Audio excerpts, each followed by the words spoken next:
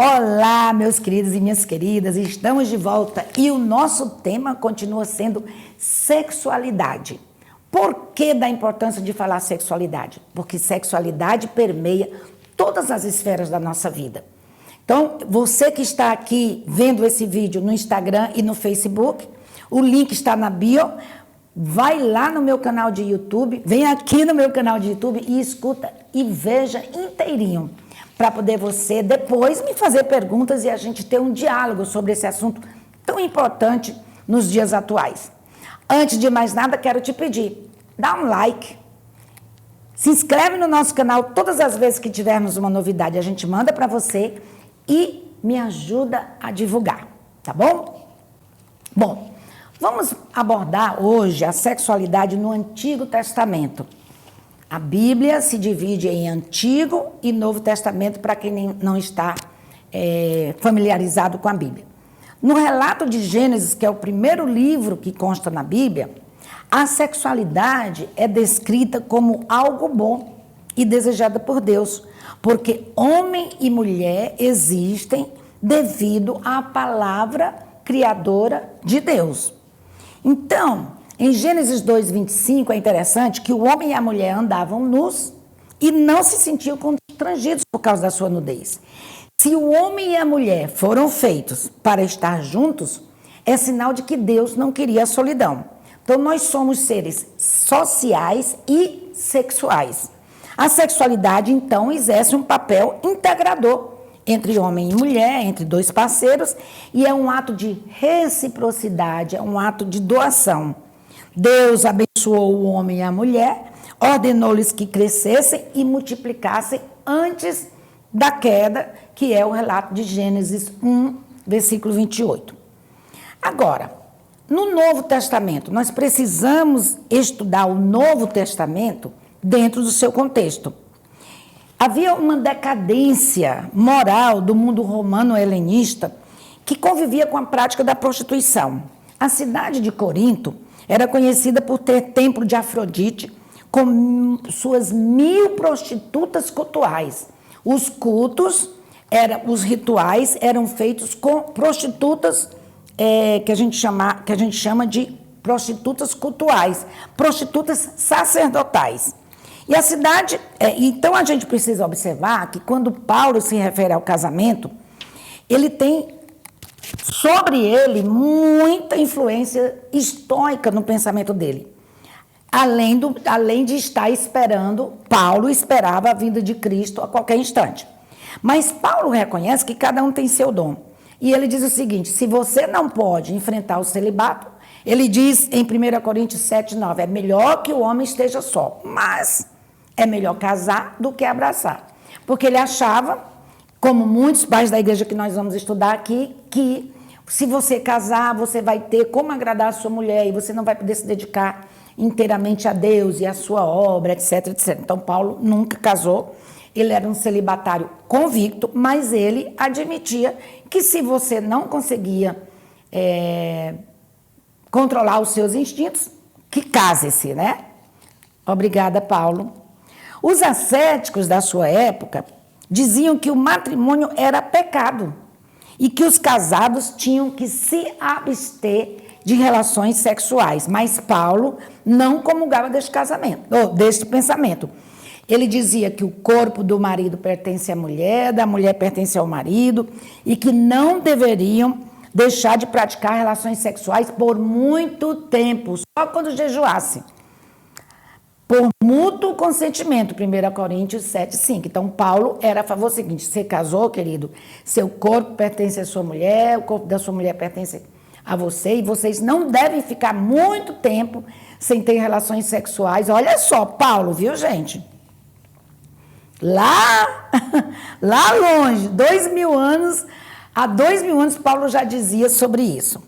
Agora, na igreja, tanto a sexualidade quanto o sexo se interrelacionam, né? Então, a pessoa, os patriarcas cristãos, os pais da igreja, eles confundiam santidade com ascetismo e celibato. Ascetismo Os ascetas são aqueles que não davam vazão aos desejos do seu corpo, inclusive eles se castigavam, eles se chicoteavam, etc, etc. Eu quero recomendar para você assistir o filme O Nome da Rosa, ou ler o livro do Humberto Eco, O Nome da Rosa, que mostra muito bem como era a vida dos monges, dos ascetas, monges. Então, os pais da igreja, eles pegaram as suas visões e as suas interpretações para estabelecer principalmente o limite do prazer e do corpo. Então, quando a pessoa me diz assim, mas o que é que a Bíblia diz? Vamos entender que a Bíblia foi escrita há 5.000 anos o Antigo Testamento, há mais de 3.000 anos o Novo Testamento, que a Bíblia foi escrita dentro da sua época, dentro do seu contexto. Eu não sou literalista, então a Bíblia foi escrita numa época em que nem se conhecia o corpo humano direito. Não se conhecia, não se sabia que o homem tinha um esperma e que esse esperma ia para o ovário da mulher, pro ovário da mulher e fertilizava. Acreditava-se que a mulher não, isso no período cristão, não era ela não contribuía, ela só dava o útero que já vinha fecundado. Olha como inverteu, né? Antes, no período paleolítico, se acreditava que só a mulher era fértil, que o homem não era o procriador. No período neolítico, o homem descobriu que ele também participava. E lá no século II, no século eu esqueci o médico que descobriu que a mulher, nem sei qual foi o século, mas não foi... E aí descobriu-se que a mulher também achava-se que só o homem... Olha como houve uma mudança radical, que só o homem era o procriador. Né? Então, que foi que aconteceu? Para esses primeiros pais da igreja, que eu vou dar um breve histórico sobre eles, tudo que emanava do corpo e da carne era inimigo do espírito. Tudo, o corpo, então, é visto como um objeto e o ser humano, o espírito que habita. Essa mentalidade, essa ideia veio de Agostinho, que ele, antes de se converter ao catolicismo, ao cristianismo, era maniqueísta. E os maniqueístas acreditam que tudo que vem do corpo é ruim e tudo que vem do espírito é bom. Séculos depois, Agostinho foi no século IV, Tomás de Aquino, que era aristotélico, no século XIII, diz, não, o ser humano não é tricotomizado, não é corpo, alma e espírito, o ser humano é um só, ele é um ser integral, tanto corpo e espírito, e ele prova por A mais B. Mas a Igreja Católica o perseguiu, chamando-o de herege. 8 anos depois que ele morreu, foi que a Igreja Católica reconheceu que Tomás de Aquino foi um dos maiores teólogos da Igreja Católica. Então, nós não somos um espírito que habitamos em um corpo. Nós não acreditamos assim, nós somos um ser integral. Esta coisificação do corpo faz com que a gente separe o corpo do resto do mundo. E a gente fica ambíguo em todas as esferas da nossa vida. Então, a partir do século II, depois de Cristo, o corpo passou a ser desvalorizado. Em Roma, no seu apogeu, o ser humano era dotado de uma alma que se deparava com o corpo como um outro inferior ao eu. E eles consideravam um sistema de vida repugnante e poluído. Eu quero que você entenda muito isso, para quando a gente chegar na parte que eu tenho certeza que você está interessado. Então, vamos ver.